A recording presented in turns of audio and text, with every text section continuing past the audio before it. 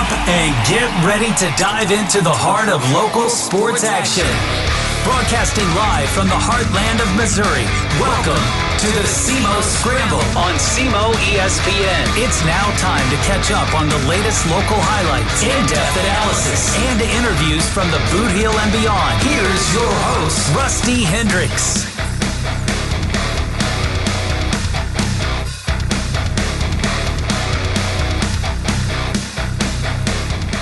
Welcome in. Good Saturday morning. It's the SEMO Scramble here on SEMO ESPN Radio. 1220 AM, 93.5 FM and online, SEMOESPN.com. Happy to be back. Missed last week due to the birth of my second child. My son, Riley Reese Hendricks, made his appearance last Thursday, so on the 16th. So ended up missing last week, but boy, we're talking about that much crazier in the Hendricks household, all right? My daughter, who is going to turn 2 next month on August the 16th.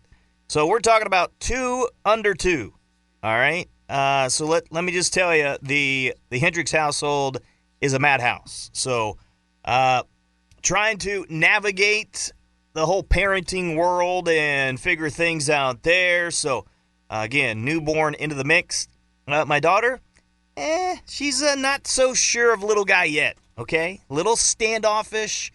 You ask her, hey, what do you think about little brother? Do you like little brother? No. Okay, there we go. So that's kind of how it is so far. My wife gave me strict instructions. Hey, get your show done and get back here. Help out. I'm like, all right. So we got to hurry it up, get it going today. But look, again, thanks for those that did reach out. Well wishes and congratulations to us. So, again, appreciate that.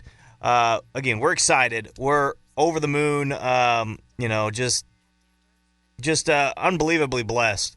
With everything worked out well. My wife is doing well, healthy. Baby boy's healthy. Again, he arrived 7 pounds, 5.8 ounces. 19 and a half inches long. Full head of hair. He's a hairy dude, just like his daddy. So, but yeah, everything is well. So, again, thanks for those reaching out. We're excited for what the future entails. So, wanted to give an update on that. So, that's why I missed last week, but hopefully we can get back into the groove of things and get going here with some sports. A lot of baseball talk again today. We're going to talk with Todd Pennington here in about 15 minutes, the manager and director of the Missouri Bulls organization. Talk about the Missouri Bulls, the older group heading to the Babe Ruth World Series along with the Perfectos and the Fighting Squirrels. So 3 Missouri teams to Branson for the World Series. That should be a lot of fun. And at 9:30, we're going to talk to the play-by-play voice of the Memphis Redbirds, Alex Coil, and he's going to help us, get some idea on some of the guys in Memphis, guys like Quinn Matthews, Leo Bernal, Joshua Baez. Are they Major League ready, in his opinion? What about other guys that, got sent down to the minors, guys like a Thomas Saggesse, a Victor Scott, a Nolan Gorman? What have they been doing, and what has he seen from them? So, anyway, we'll get into all that coming up. But first, let's talk about the St. Louis Cardinals playing last night, hosting at home. It was a nice reception for the St. Louis Cardinals and Jordan Walker. Yesterday against the Diamondbacks, they fell in that one.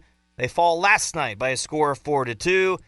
We don't need to play you the highlights because there really wasn't any highlights from yesterday. Not much to talk about there. They did get a good pitching performance out of May. So Dustin May, presumably, could be his last start in a Cardinals uniform. He's a trade candidate. He's a guy that could be on the trading block for the St. Louis Cardinals. So time will tell. That trade deadline coming up in, about a week or so. So it is about a week and, 2-3 days is what that trade deadline is going to be on August the 3rd. The Cardinals play tonight.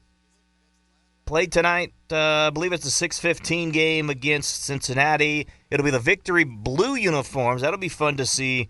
Andre Palante against Hunter Green. So Green hasn't had, a great ERA, but he's a good pitcher. So this is not going to be an easy start. And the Cardinals now, they moved down to 4th place in the division. They are 12 out in the division right now to the Milwaukee Brewers, 2.5 out of the wild card. So the Diamondbacks holding strong. And, the Pittsburgh Pirates have now leapfrogged the Cardinals. So Cardinals right now, again, with the Diamondbacks, the 3rd wild card spot. They're 2 games up on the Pirates, Cardinals 2.5, and the Marlins have really, really struggled. They've lost 10 straight.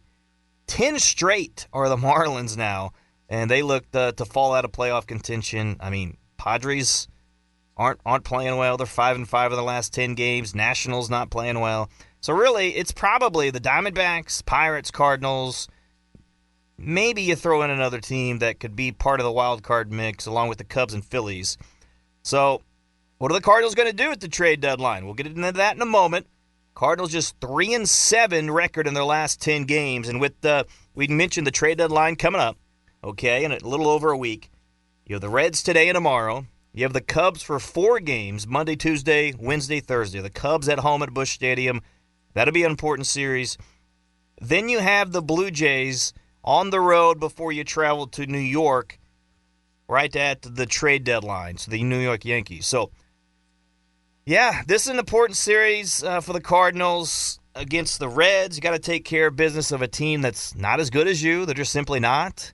The Cardinals' offense has not been good. It's been well documented by Bernie Miklasz and others that the offense at home at Busch Stadium, very lackluster. Powerless, in fact. 29th in baseball when it comes to slug. One of the worst teams in Major League Baseball. In fact, at home, they are the worst team in baseball. In fact, Busch Stadium has allowed the least amount of home runs in baseball. So, for whatever reason, it is no doubt a pitcher's ballpark. Cardinals have not been able to slug, but it's the doubles and even the triples and things like that. That hasn't happened at Busch Stadium either. The pitching was there last night. Dustin May gave you a good start, 6 innings, just allowing the 1 run. The bullpen has been the issue. Soriano last night, he gave up a couple of runs, the blown couple of runs there. You have, also other guys that, Riley O'Brien with a blown save this past week. Stanek did pitch well last night, but, you never know what you're going to get. The circle of trust of the bullpen, I don't know who you pick right now, to be honest with you, because I don't feel comfortable with anybody out there in the bullpen right now. Soriano, generally, you feel pretty good about. O'Brien, generally, you feel pretty good about. But overall, not really. So they could use some help, but I don't see them going out to the trade deadline and making a move for a bullpen guy, because everybody wants bullpen help at the trade deadline. High commodity, and you're going to have to give up a lot for it. So probably not likely. Well, the Cardinals did decide, hey, they had a spot start with Hunter Dobbins this past week against the LA Angels. And to bring them up because you also saw 2 Angel pitchers in Jose Soriano and Reed Detmers, 2 guys at 27 years of age, controllable pitchers, guys that have been pitching pretty well for the Angels and showing some good things, and 2 guys that seem to be sought after around the league, and 2 guys that are pretty much widely available because the Angels aren't going anywhere. They are one of the worst teams of baseball. And, the Cardinals lost that series against the Angels. That's right. They did. So, we did see Hunter Dobbins with a spot start, and he pitched great. Went toe-to-toe with Soriano and Detmers, and he was great. And he's been great in his time with the Cardinals so far. And it reminds me a lot of Michael McGreevy last year. The Cardinals, if you remember, very hesitant to move McGreevy into the rotation. He finally did second half of the year, and guess what? He has been your best pitcher this year. Andre Palante, yeah, he has an argument too, but it's been McGreevy. Okay? So they keep him up on the roster after he started. They didn't send him back down because if you send him down, you have to wait 15 days to get him back. That would be after the trade deadline. So it makes you wonder, okay, probably the Cardinals are shopping Dustin May, maybe even one of their other guys. I mean, potentially teams could ask for an Andre Palante, a Kyle Leahy, something like that. I don't know if the Cardinals would trade them, but Dustin May seems a likely candidate. And what do you do with Matthew Liberatore, who's continued to struggle and, in my opinion, needs to go back in the bullpen? Now, he's not going to until maybe, after the trade deadline. But a guy like Quinn Matthews, did you see what he did last night? We'll talk about him coming up. He deserves to be in the rotation. He's ready. Quinn Matthews is ready. And he's pitching way better than Matthew Liberatore. So, again, Hunter Dobbins, we'll wait and see what happens on him.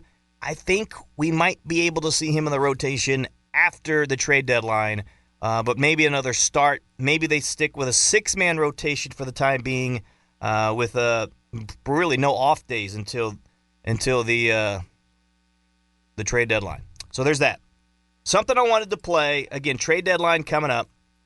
Part of the Redbird Report by 101 ESPN, Braden Kiley and Tanner Hendrickson talking about the St. Louis Cardinals, and they do a pretty good job on their show and also on the Redbird Report talking about things. And one thing they talked about was what the Cardinals could do the trade deadline. We talked about some guys, again, they're most likely going to be a seller, but the Cardinals also could listen and be buyers if they're buying not only for the here and now, but for the future. And it would make sense, and I mentioned two guys, Jose Soriano and Reed Detmers, for the Angels.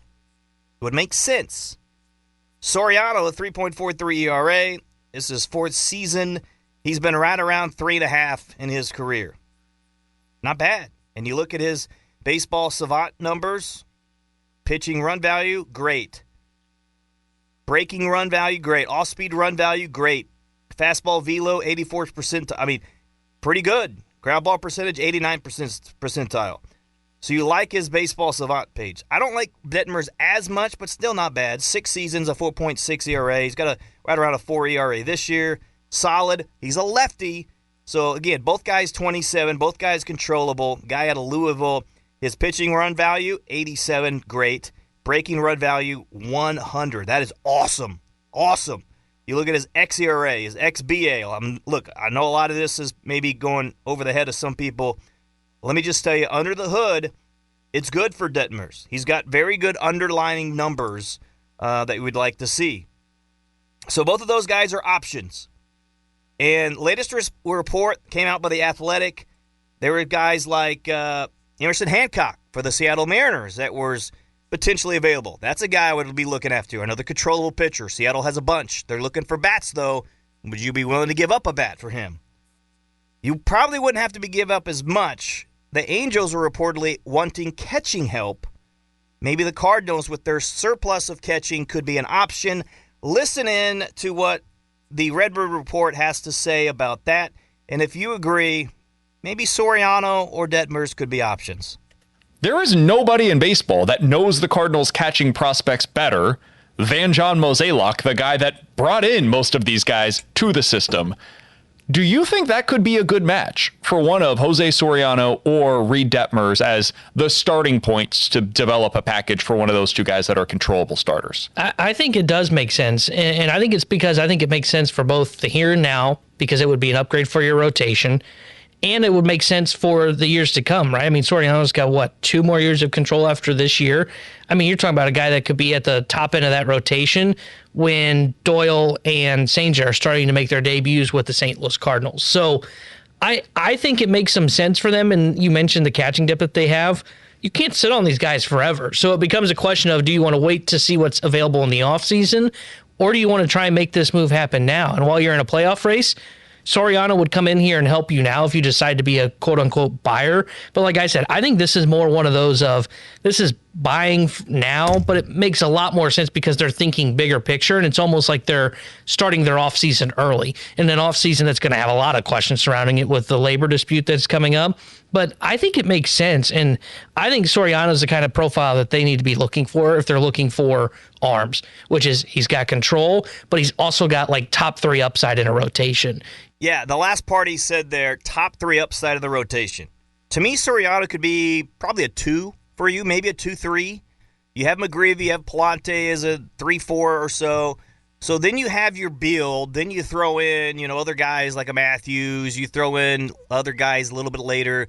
Then you can fill out the back end of the rotation. Then you're just left with, okay, then we need to go find our guy, our stud. Guess what? There's no bad contracts on the Cardinals roster right now. That's an off-season thing that you could go and do. You can go and find it and go pay a guy.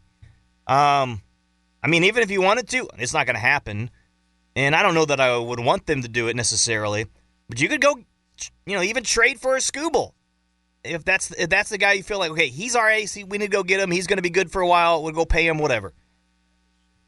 Again, Soriano is a guy that I think that could help the here and now and maybe push back a little bit of the bullpen to help the bullpen. Some other guys as well. I think he could help you for the future. Arbitrational eligible. He's a guy that is not going to cost you a ton right now. You could get him on a controllable guy for a few years, see where he lands.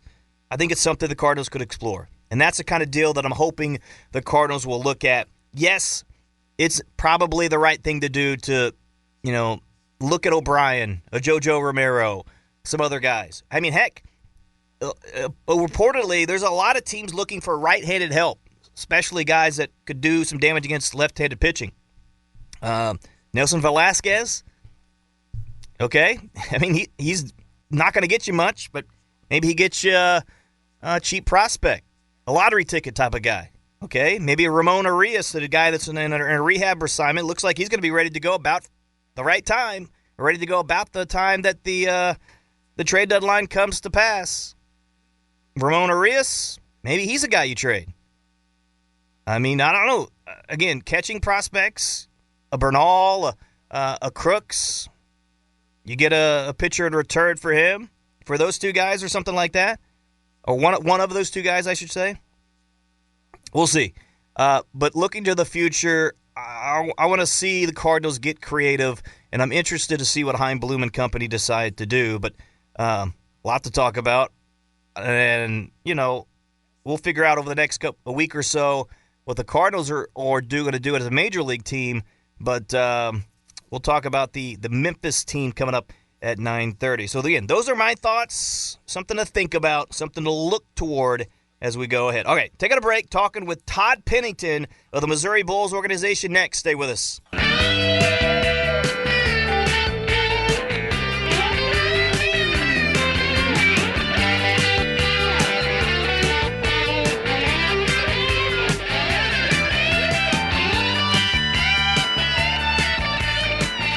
Welcome back, SEMO Scramble here on SEMO ESPN Radio, and happen to be joined now on our phone line with the manager director of the Missouri Bulls organization, and Todd Pennington. Todd, thanks for joining us this morning. How are we doing?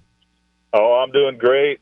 Thanks for inviting me. Absolutely. Glad to have you on. I wanted to promote the Bulls organization a little bit. You guys have been around for a while now, and doing some great things in the southeast Missouri area, really preparing young athletes, to go on to the next level and thus forth. And I wanted to bring you on in part because of, moving to the, Babe Ruth organization this year and, for first year in and, hey, doing some great things. You win the Missouri State Babe Ruth playoffs over the Perfectos, 3-0 win in the state tournament, and punched your ticket to the World Series in Branson coming up this week.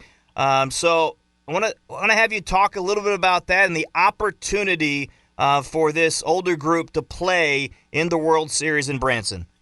Yeah, they are really enjoying it so far. It is their first year with the Babe Ruth, and the guys that we're working with Babe Ruth have been great. Rich Gross and Michael Minner and those guys, and we get to play Michael, which I grew up playing with Michael, and we get along great, and he does a great job. And it's been a good experience just because we're getting to stay a little bit local for our older group that a lot of them have committed to colleges and things like that. They don't want to travel and spend, 4 or 5 days in a hotel. And, it's been very good for them to be able to play good baseball close to home. And we have been competing really well as a team. That team last year, I think we made a couple small adjustments with that team, but that team last year was really good, at a national level, playing all kinds of different tournaments, Kansas City, things like that in the region. But when we came back home, we're expecting to, play like the Squirrels and the Perfectos, and we get a chance to play some college-level guys that come back from college. And it's been real good for our kids, and we've enjoyed it, and the coaching staff has done a great job with them. Take us through that decision to move to the Babe Ruth organization. Well, I talked to Rich Gross about it, and we had discussed how everything goes, and it's been pretty smooth transition. We get to go play the tournaments that we would like to play in before the state tournament, and we get to play some local games as well. And there's not a lot of restrictions on us, so we can go play the real competitive baseball a couple weekends and tournaments, and then it gets us prepared for like the state tournament and the regional and the World Series for the Babe Ruth. So talk a little bit about the two coaches, a part of this older group, and Braden Cox and Zach McKinney, and the job that they have done to help lead this group to the World Series. Yeah, the coaching staff is unbelievable. Those guys, I try not to give them too much credit, but to their face, but I make sure I tell everybody what they do so well. And Eddie White is with them. He is a college player at SEMO, and he has done an excellent job also with the pitching staff. He kind of runs the pitchers, and Braden Cox is just, he volunteers his time because he loves it so much, and he just extraordinary coach and teaches them how to approach the game as well as as play it. At this level, those older guys, they know the majority of the baseball part. They just need the intricate parts, which Braden's a very knowledgeable guy, and he's been a part of like the higher level baseball. And Zach McKinney has been a great coach because he's coached college level baseball and has the secondary intricate part where he gets to explain like the work ethic and the situational things and things like that. So he's done an excellent job, and they're all good friends of mine. So I let them go, and they got full authority, and they do a great job without me even telling them anything. So I'm very trustworthy of those guys, and anytime you can be around baseball guys like that, it's a great experience. In your opinion, for players to really, take the next step or just improve their game altogether, how important is summer baseball? I mean, you really can't just, take a summer off and relax, and then expect, if you get into high school season, we're just going to take off or whatever. Yeah, talent's going to take you so far, but how important is to be able to have those options to work on your game all year long? You have the dugout training facility as well, an opportunity for local athletes to train year-round. But how important is summer baseball into really improving an athlete's game? Well, summer baseball is such an intricate part of baseball because you get to experience, like, life away from, like, just the guys that you grow up with playing in high school. So you get to be a part of a different group, and, like, it's a lifelong friendship when you do that, and they play against each other. As well as far as the experience goes, this is like summer baseball is the thing. This is what you remember. You talk about it. You talk about the trips to the hotels and different stadiums and things like that, and your friendships that you develop. As far as baseball goes, baseball wise, not just the the development of the social part. But baseball-wise, it's such a great part of baseball because you get to go out and work on the things that you've seen that you need to work on in high school. And you're also playing against kids that you've never seen before that don't know you and are as competitive as you or more competitive. And you also get to play against kids that are better than you. And that's one of the things that you want as a great player, to play guys that are better than you every day. You don't want to be the best player on the team. You want to strive to be it, but you don't want to. So, that makes you push yourself and get better in the weight room, get better outside of the game as far as like socially and, work hard to be a good person and those kind of things, which colleges are looking at, the whole picture, not just a baseball player. So, it's such a big part of the game to do everything right, not just baseball. And we've tried to preach that every day, and it's working well because if you go and talk to the group that we have that's going to the World Series, socially, those guys will come up to you and look you in the eye and shake your hand, and they're raised well as far as their parents go. They're just outstanding individuals overall, and there's nothing more that I can be proud of as that part. Baseball-wise, it's great, but I'm proud of the people that we have developed or helped develop, and that's what we're striving for. Again, talking things over with Todd Pennington, the manager-director of the Missouri Bulls organization, also the owner-operator, if you will, of the Dugout.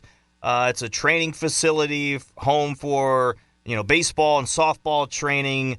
Talk to us just briefly about that, if you will, and again, offering opportunities for young athletes to hone in on their craft all year long. Yeah, the Dugout's been great for us. As far as like developing relationships, and we get to sit down and develop kids overall socially and skill wise. So we get to sit down and talk to them about the intricate parts of baseball as well as just the skill of baseball. So very few times do you get to sit down with a guy that's been years and years playing and gets to give that information to you as far as all the things that they've learned over their years, different coaches and how different guys coach you, and we get a chance to develop the kids that way also. It's a cool part. That's one thing that I enjoy the most. It's just getting those friendships, and from the 6-year-olds to the 18-year-olds, yeah. we help them in whatever skill level they're at. Last thing, and we'll let you go. Todd Pennington, director of the Missouri Bulls organization, and again with the Dugout. You can check them out. I believe it's on 826 Enterprise Street here in Cape Girardeau. Todd, I believe 3 teams is going to be making it to the World Series. We mentioned the Bulls, the Perfectos, and also the Charleston Fighting Squirrels. So excited for the 18U squad to be there in Branson. Can you tell us a little bit about, there's teams from all over. You have Chinese Taipei, Puerto Rico, the Caribbean, Mexico, Panama, Canada, all these different groups from around the world, plus different teams from around the country, Indiana, Texas, Connecticut, New Jersey, Virginia, Washington, all these different teams from around the country going to be coming to play in this tournament, and that'll be starting on Monday. Tell us a little bit more, how excited, and do you give this team a chance to win it all? Oh yeah, they're gonna come out and compete with the best they got. And as far as like playing against all those different countries and different things like that, I think one special thing that guys get to experience is how we are the same. It doesn't matter where you're from or anything like that. We compete the same. We might do things a little bit different or say them differently, but baseball is baseball. And, I think that is the coolest part. I got a chance to experience that playing professionally and played with guys from China and Japan and, Australia, Europe, everything. So it's one of those things where you just get to see all those things come together with baseball, and we are the same. We feel the same. We compete the same, and we might just speak a little different or say it a little differently. So I think that's a cool thing. Put you on the spot. Do you know who you play first on Monday? I believe we played Chinese Taipei first. Okay. And we're looking forward to that. I know they're always really well practiced and versed in certain things. Ready for the bunt.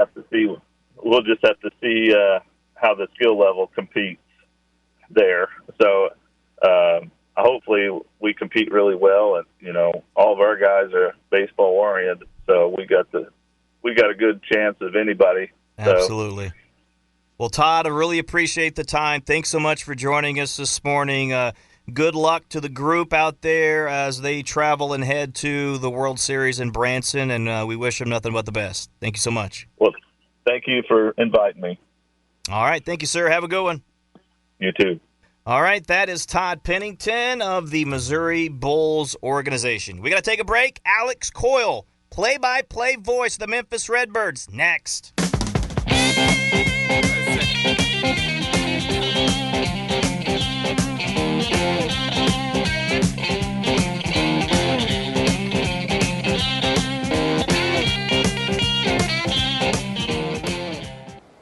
Baez unloads on one, deep toward left, and that baby flies a mile.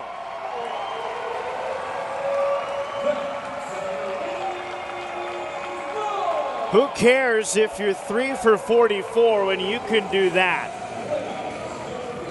30 home runs, 75 runs batted in for the right-handed slugger. Oh, yeah, that was the play-by-play voice of the Memphis Redbirds, Alex Coil, with the 30th home run, 75th RBI yesterday for the Memphis Redbirds, Joshua Baez. We'll talk about him in a moment, but welcoming in Alex Coil to the show here in the SEMO Scramble on SEMO ESPN Radio. Alex, how we doing, my friend? I'm doing really well. Thanks for having me. It's good to catch me off of a walk-off win and then that fantastic game last night, and kind of chopped up a little bit of a losing stretch, but good to see some good baseball back. Yeah, let me ask you this. So before we get into some of the players, is there like a moment or two that you think about? I'm assuming, winning the championship, things like that. But is there a moment or two in your broadcast career you think, man, that has been so special to be able to see or to call or be a part of? Yeah, well, obviously the clinching the first half championship at home was pretty special as well. Ben Johnson becoming the all-time winningest manager in franchise history last season. And then some of especially a couple of the walk-off wins that we've had at home, like in front of sellout crowds before firework nights. Those are the ones that immediately come to mind for sure. Well, I do want to talk a little bit about the guy that started last night for Memphis, and that is Quinn Matthews. A 3.13 ERA, went 7 innings, didn't give up an earned run, had 10 strikeouts. Boy, this guy is on a heater right now, Alex. He is pitching really, really well over the past month and a half or so. It's been awesome of late. I mean, he's ready, is he not? He's ready for the show. Yeah, and he's on a heater because his heater has been a lot more competitive, both with velocity but also with command and just simply confidence in the pitch. He's using it with conviction. He was touching as high as 96 last night and doing so late in the game. His first outing this season where he struck out 10. He leads the International League in Ks, and a lot of them came on the fastball, and it's hitters just staring at it, right? He gets them so in between with his pitch mix, and again, the difference right now is he's throwing for strikes early, he's getting ahead in counts, and once you get behind him, it's hard to catch up. Have you heard any rumblings from underneath about Quinn Matthews saying, okay, we maybe think that he's going to could be called up sooner rather than later? I think every single start that he puts up like he has last night, that's now his fourth straight quality start and 10th in a row where he's allowed 3 runs or fewer, you start to feel around the clubhouse like, okay, like it's getting closer now. Right. Especially with, the trade deadline in less than 10 days. There's so much movement that's going to be had, and he's forcing the issue. And it's a good thing that there's now a 40-man roster spot open, possibly to add him, and he's making a great case because pitching, obviously, whichever direction the Cardinals decide to go, whether they buy and push for the playoffs or they decide to sell and look for the future, Quinn Matthews is going to have a role, right? Because they need some consistent starting pitching that's going to give you some depth in this stretch run. And right now, the way he's pitching, he's a candidate to do that. Another guy that's having a great summer, and that's Joshua Baez. 30 home runs now. That is unbelievable. 30 home runs, 75 RBI. Now, you mentioned he was in the midst of a 3 for 44 in that highlight clip we played right before we brought you on. So it hasn't necessarily been a great stretch of late for him. But tell us a little bit about Joshua Baez. And has he at least started to improve the swing and miss issues, or is that still a problem for him? The swing and miss, obviously, it's the hot button issue. Every hitter's going to have something that you're going to latch on to and say, okay, we need that to improve. And Baez is no different in that, right? Especially with some of his metrics and when you compare him to the level.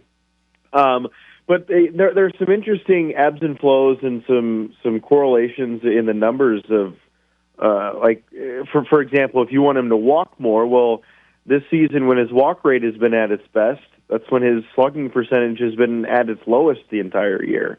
And when his slugging percentage was near 1,000 for about a month stretch, his walk rate was right around 3%. So when he is swinging the bat, he's putting bat on ball and he's doing a ton of damage.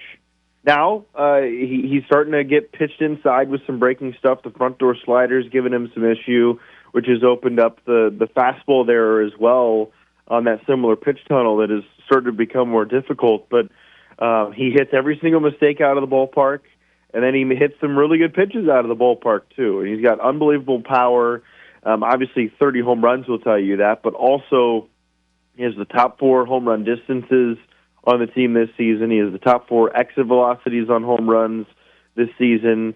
And in the midst of that slump, he's still hitting the ball out of the ballpark. He had a 473-foot grand slam the other day as well. So with Joshua Baez, of course, Cardinal fans have been clamoring to get him up here. And, there's probably not a real spot for him unless they move Lars Nootbaar at the trade deadline. Maybe you could squint and say, put him in the center field. I'll ask you about that in a second.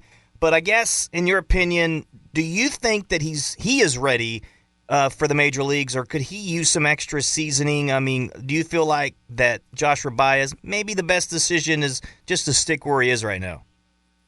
I think the best thing that ever happened to him on this stretch to get him ready for the big leagues is to go through this 3 for 44 and feel the struggle again, right? And be like, okay, like after he was completely on the mountaintop, he had a six home run week, a 4 home run game, the same week that he pushed to stay in the lineup every day to clinch the first half championship, and immediately after that he goes through this slump. I think getting out of that and seeing him fail again at this level and get through it is going to be the next thing that the Cardinals ultimately say, okay, he's struggled, he's gotten through that, and now he can be ready at the big league level.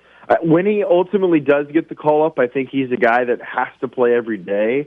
I don't think at the beginning his bat will and the numbers will be good enough if you play him off the bench as a 4th outfielder. But again, like it's going to be a bat that at the very least when September brings a roster expansion and has 2 more spots, he's going to be that guy that gets the opportunity up there at the latest at that point. And who knows, as you mentioned, if you trade a Newt Barr, if you trade one of those bats at the big league level, he probably is that next guy to get the chance. All right, so there were some question marks for Blaze Jordan defensively before he was brought up. Can you play third base, Blaze? And he was playing, a little bit of third there in Memphis and playing a lot of first as well. But, since he has come up, has there been a few moments? Yeah, but for the most part, I think he's been okay. He's been fine at third base for the big league club. My question to you is about Joshua Baez. We've seen him play. He's probably, yes, more suited for a corner outfield spot, but we've seen him play in center field. My question to you is, do you think that he can play in center field on a regular basis, or is that something that, no, we probably need to just have him in the corner? I think if you needed him to do it, yes. I think he very well could play center field and be a just fine center fielder. He has the speed to do it. But when I see that kind of arm, he's just so perfect for right field, and a lot less to responsibility out there. Now, of course, Jordan Walker is playing out there every single night, and you're not going to move him off a position. But look, Baez can play any of the outfield positions. He has done so on almost a routine rotation now that Victor Scott II is down here getting a ton of center field innings. And so we've seen Baez be able to play all 3 in rotation. He's a solid defender, leads the team in outfield assists by a lot. He's quadrupling the next guy in that stat. He has 6 of them so far this season, and has been just fine defensively. A couple of mental lapses, balls going under the glove, but outside of that, he's been really good. All right, I wanted to ask you about a trio of guys that were on the Major League roster towards the beginning of the season and then were taken off and now playing in Memphis. And honestly, all 3 of them have had their struggles at times. Now, that's Thomas Saggesse, Victor Scott II, and Nolan Gorman. And Saggesse, to his credit of late, he had the walk-off homer. He's been a little bit better. And you can take this kind of wherever you feel like. But what have you seen from these 3 in particular, some of their struggles, and what have you made of that? And do you see any light at the end of the tunnel? Yeah, I'll start with who I think is still trying to turn it around, and I'll go in order of and build up to who I think is ready soonest. I think Victor Scott II still needs some time.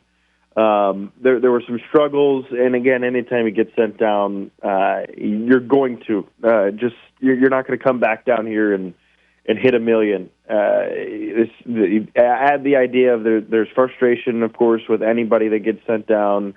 Different environment. You got to find a way to get up for games on Tuesdays, Wednesdays, and Thursdays. And you just gotta find a way to put the struggles behind you. And I think still a work in progress for him. He is starting to get a little bit more hits. He's hitting the ball on a line much more and on the ground, which of course with him and his speed that suits his game a lot better. And he's supposed to be a fantastic defender. He's made some mistakes in the outfield that he doesn't usually make, and so I think another couple weeks down here is going to be fruitful for him to try to turn those around. Thomas Saggesse, he's starting to hit the ball for average a lot better, and he's been playing fantastic shortstop as well. The play that the Redbirds clinched the first half championship on was a ball that I think last year or even earlier in the season Thomas Saggesse doesn't even get to. A nice diving stop to his left and got up to make the play. And of course his highlight to walk off the win back on Thursday night. But Nolan Gorman, I think he is really, really close. Don't look at the average stat. Don't look at some of that stuff because of how much he struggled in the first 3 weeks he was with Memphis. But the at-bat, the exit velocities, and how consistent the solid contact is starting to become with Gorman is looking more towards the player that we've gotten used to him during his hot streaks up at the big leagues. He's seeing a ton of pitches per plate appearance. He's locked in on the strike zone right now, and he's laying off pitches away, which, like, he is always going to be a thumper to the pull side. And if he can stay off pitches on the outside portion of the zone and sit into his nitro zone and hit balls out of the ballpark, play pepper with the right field wall, and just continue to pull things that way, that's when he's at his best, and that's what we've seen over the last week plus. He's reached in every single game that he's played since the All-Star break outside of his pinch hit appearance last night, and that was probably the best ball he's hit since the All-Star break. A 110-mile-an-hour line drive that went right to the right fielder 2 steps in front of the warning track. So I think he's really, really close, and it's good to see. Another guy I wanted to touch on real quick, and that's Leo Bernal. He's a guy that's been, sought after for a little while as well. I'm curious your opinion on what his strengths are and what stands out about him as a catching prospect. Yeah, I think obviously switch hitter as a catcher you're never going to complain about. He's starting to showcase a little bit more power. The majority of that comes from the left side as a switch hitter. He had another home run last night. And he's walking a lot. He's very close to taking the team lead in free passes. He's starting to get that quality veteran plate appearance a lot more consistently than what we saw in the first 2 months of the season, really. And when I was asked that question about a month ago, I was like, okay, like, we need to see him a little bit more the season he needs to come. And right now he's starting to turn that corner. It's been really fun to watch him at the plate. And defensively, he's got an elite arm. He's getting a lot more aggressive throwing the bases. You just wish that quality of throw would be a little bit better. He's had a couple of throwing errors and a couple of balls tip off the end of his glove. But when he gets fully refined, he's going to be a fantastic defensive catcher as well. And just a guy that probably needs to play a couple more games back there behind the plate before he's full-time big league caliber. But a guy that Cardinals fans are and should be excited about. Yeah, I mentioned earlier talking about that, we'll see how creative that the Cardinals want to be at this trade deadline and going forward. But, they have a surplus of catching guys. And, if they wanted to go out and find some more pitching help, things of that nature, they could delve into that catching, realm, and Leo Bernal would be one of those guys potentially that other teams could covet. So wanted to get your thoughts about him. But another guy in Brycen Mautz, a guy that we've already seen in the big leagues. He's on the 40-man roster for the Cardinals. I don't really know what the plan is with him. We've seen him start. We've seen him come out of the bullpen the last couple of times. What do you know of for Brycen Mautz, what the Cardinals are looking out of him, what his future holds? Are they out on him as a starter? Are they still looking for him to start? Maybe a bullpen? I don't know. Like, what do you feel like is the plan going forward for Brycen Mautz? There's a lot that goes into this, but I think all of it is good, and all of it is ultimately positives for him. He's been fantastic for Memphis this year, both as a starter and in a couple of relief appearances. One thing that they have been with him is very careful. He does not have a AAA win simply because he has not gotten deep into ball games when he has started. So part of this is a transfer to the bullpen to possibly limit innings and workload. But also, at the big league level, Cardinals need a left-handed reliever that they can trust in big situations, especially with Jojo Romero dealing with injury and possibly ultimately even moving him at the trade deadline.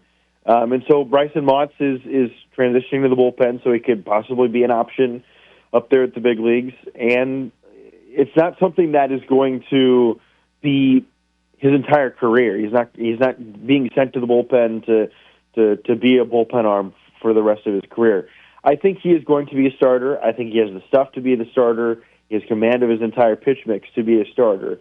But I think what's best for him and what's best for the team right now at the big league level is for him to be a 1-2 inning reliever and an exclusive left-handed matchup guy because the Cardinals simply don't have an option like that out of the bullpen right now, and likely won't for the rest of the season, depending on the type of decisions that they make. And look, we've seen plenty of guys, start their career into the bullpen, end up being starters, and be successful in their career. So that's definitely an option. Alex, man, I really appreciate the time. I know you didn't get a lot of rest, so take it easy a little bit and go get the Redbirds another win. Appreciate you for joining me. And again, the play-by-play voice of the Memphis Redbirds does a great job. And I hope, honestly, I say this truthfully, I think you do an excellent job on the mic. And I hope that maybe you can get a call, upwards in trajectory in your career sooner rather than later as well. Well, I truly appreciate that. Thank you very much for having me on, and let's chat again soon. Sounds good, Alex. Thank you, man. Thank you. All right, that is Alex Coil, again, the play-by-play voice of the Memphis Redbirds. He also does some work for Arizona State hockey broadcaster. I believe he was an Arizona State alum, so he's a guy from Tempe, Arizona. Alex Coil, appreciate him for joining us. Some good information there. I was curious about Mautz because it has been a little strange what the Cardinals have done with him. And, okay, maybe that is the case. It looks like they might be planning for him to be a bullpen guy. All these things, you got to read the tea leaves. I mentioned earlier about Dobbins staying up. Now Mautz here, been working at the bullpen the last couple of times. There's a reason for that. I think the Cardinals are preparing to move guys, and they want some of their other young guys ready for when that happens, and you can kind of see the roles that are forming. Dobbins, probably going to be in the rotation. Quinn Matthews, maybe. He could be in the rotation. Brycen Mautz, looks like he could be a guy to move to the bullpen. These are all things keep an eye on. We will see what happens, but again, over the next 10 days or so, it'll all figure itself out. But again, Alex Coil, appreciate him for joining us. We learned Quinn Matthews, he's ready. Joshua Baez, okay, according to Alex, he thinks he could play center field. I'm ready to see it, honestly. Nathan Church has been fine. I wouldn't mind seeing it. Maybe that comes after the trade deadline. And he says Gorman's close. I actually was not expecting that. He said Gorman is close. Do you at least mull around the possibility of giving Gorman another shot at third base? There hasn't really been a guy that's taken hold of that. I mean, Jose Fermin's been getting the most starts there lately. Are you looking forward to that? I'm not. Blaze Jordan, I mean, he's been okay, but he has not been lighting it up offensively. We'll see. Things to think about as well. All right, we'll take a break. We're going to wrap the show up next. Stay with us, SEMO Scramble on SEMO ESPN.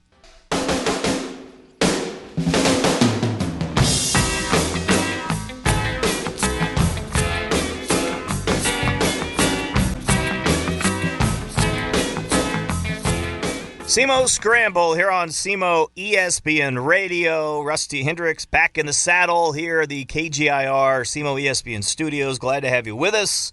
Wrapping things up here on this Saturday morning, July the 25th. Man, this year, this month is flying along. All right.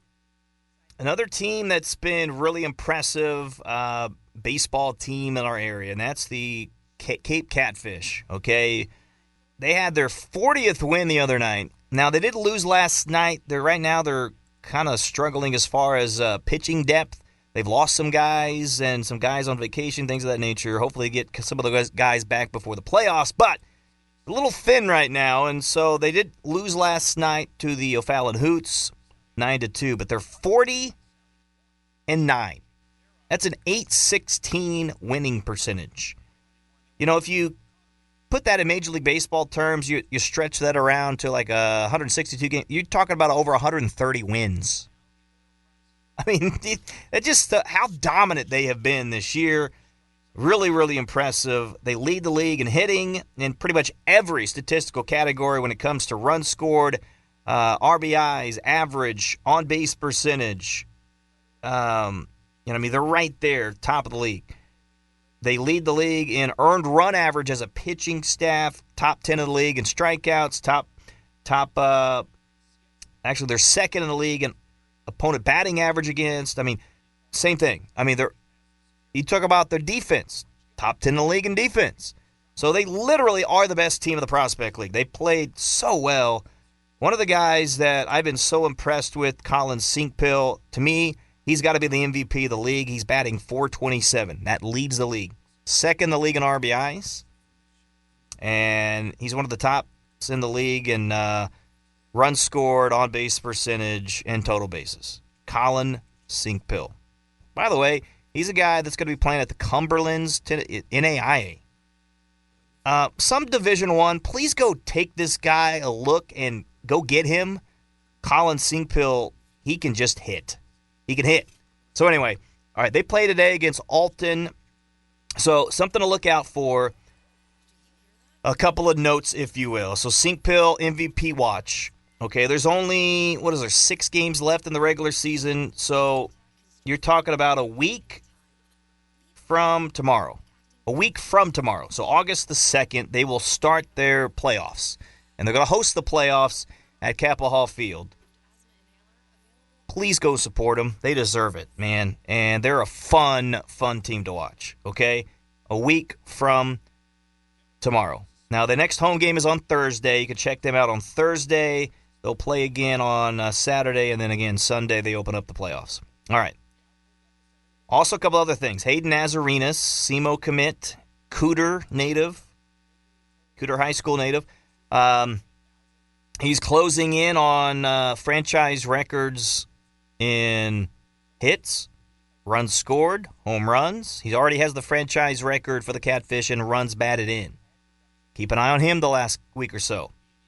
Also keep an eye for the Cape Catfish and Company just as a team in wins. We told you they're at 40. The record in the entire Prospect League is 43. Catfish has that record. They did it in 2019. They have an opportunity to break that. I mentioned 6 games left. They need to win 4 of the last 2. 4 of the last 6. Go 4-2 to break that record. I think they can do it. Keep an eye on that. All right. Another thing I want to talk about real quick, LeBron James. Am I surprised? Maybe a little bit. I thought he might just settle for the hometown reunion with the Cleveland Cavaliers. That didn't happen. He went to the 76ers. And when you look at under the hood, it makes a lot of sense that they're one of the most talented rosters. If he wants to win a championship, which says that that's the driving force, and I get it, a guy that 41 years old, about to retire, I get it. Are the Sixers the team to beat? I don't know.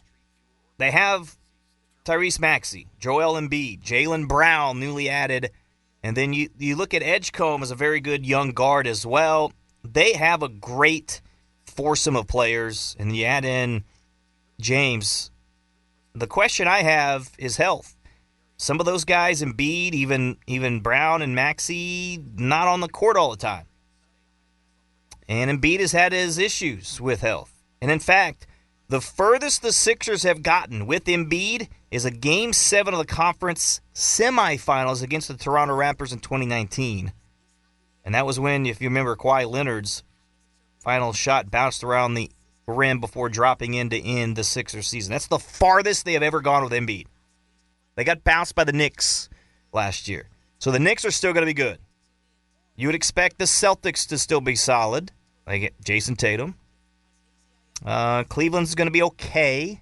Miami's going to be okay. They got Giannis.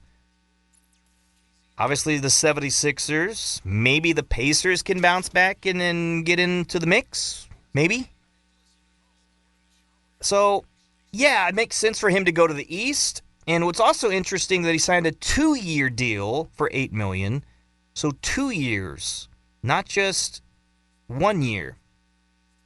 So, yeah, again, I think there's an opportunity for the Sixers to be a top 4 or 5 seed and then get bounced in the first couple of rounds of the playoffs. I think that's a possibility. But I could also see them making a long run. So, but you're still going to have to deal with Oklahoma City. Still going to have to deal with the San Antonio Spurs in the West. Maybe Jokic and the Nuggets come back. There's still some really good teams out there, and I just don't know. I don't know. But it's going to be weird watching him in a Sixers uniform, isn't it? A little weird. I guess you think of Michael Jordan in the Wizards uniform. That was also weird. A little different situation. But LeBron James to the 76ers, good for him. Good for him. I've never been a huge LeBron fan, but no doubt he's one of the top players ever in the game. I still think Jordan, in my opinion, is the GOAT. But LeBron James, what a career, man. What a career that he has had.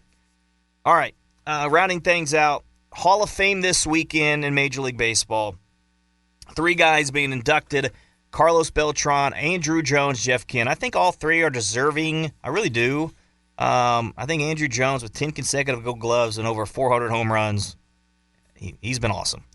Carlos Beltran, just switch hitter, outfielder, played with the Cardinals, remember, 2013 team that made a run, played for the Mets and Royals. It's really his career was at its best. Of course, you remember Adam Wainwright and the big curveball striking out Beltran and some of the Mets hitters there in 2006.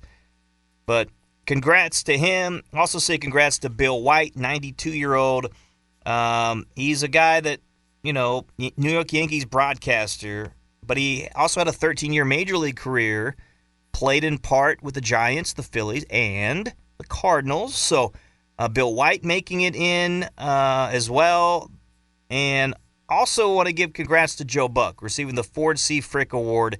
So not only Joe Buck and Jack Buck, both the father-son duo, making it in there. And you can watch the live broadcast on MLB Network starting at 12:30 on Sunday. National Baseball Hall of Fame website as well. So, looking forward to that. They're giving away a bobblehead coming up with Joe Buck and Jack Buck. I kind of want that. Being a broadcasting guy, I've always been a Buck guy. I've never understood why Joe Buck has gotten so much flack. I think he's done a great job in his career as well, and really paved out, he kind of his own career and the ways that he's done things. And he got his start because of Jack, but I think he has proven to be legitimately a truly great broadcaster himself. Last thing, and I didn't get a chance to touch on it last week. Obviously not going to get onto it much because we're right out of time here. But the SEMOBALL Awards, success last week, and just another great year of athletes and awards, and just another great event. And just want to give kudos and props to the Southeast Missouri and the surrounding newspapers and sponsors and those that put it all together, Jamie Phillips and Cole and the whole bunch. They do a great job, and they put a lot of work into it. And I know that there's things that, there's different categories, there's different maybe athletes that we think should have won, shouldn't have won, whatever. You know what? They put in the work, they've studied it, they've done their due diligence, and give them credit. I don't have a lot of beefs with it. I mean, there's a couple maybe like, I thought, for example, some people aren't happy about the basketball award. I thought Landon Burchard deserved to win the basketball award. I know that probably some Jackson fans thought Kate Deck should have won in girls basketball. I mean, Carson Haygood, I think, was deserving. So I don't have a problem with that. I think, Maya Bills, I think that she deserved to get the track and field award for the New Madrid County Central. She has been amazing. Carly Ann Kasu, I get it. You could be right there, too. You won it last year. But, man, I think they got it right with Amaya Bills. You look at some of the other things, Bryson Wessel, to his credit, I think you could see why he won the Male Athlete of the Award. I think that's legitimate. Now, one of the awards that I thought could have gone a different way, I thought Dawson Eftink deserved to win the baseball award. I did. That would have been my vote if I voted. But Brady Smith got it. And a guy that got drafted by the Milwaukee Brewers it's hard to argue with that. So I get it. I don't think he had as good of a senior season, but as Dawson Eftink did. But again, how do you argue with the guy getting drafted to the Brewers? So again, I get it. Such a tough job that they have, but such a fun event. And again, the whole point, I'm doing this show, that they do it as well, is to give recognition to high school athletes. And that's what it's about. And they do a great job of that. And you look at other areas, there's not too many other areas that cover, support high school athletes, what we do here in Southeast Missouri. So hopefully people understand that and is grateful for that as well. Folks, I got to take a break. I got to go back home. I got to go back home, get ready for take care of the little guy, my daughter as well. Hopefully you guys have a great weekend. Got to get back home before my wife kills me, all right? So hope everyone has a great weekend. Rusty Hendricks back in the saddle this week after, again, my baby boy coming to the world last week. So just over a week old. Man, that's hard to believe. All right, folks, thanks so much for joining us. You've been listening to the SEMO Scramble on SEMO ESPN. Take care, everybody. You've been listening to the SEMO Scramble on SEMO ESPN. Tune in every Saturday morning from 9 to 10 for a dash of hometown pride and the latest news, scores, and stories that matter most to local sports enthusiasts from the Boot Heel and beyond. Right here on SEMO ESPN 1220 AM, 93.5 FM, the SEMO ESPN app, and SEMOESPN.com.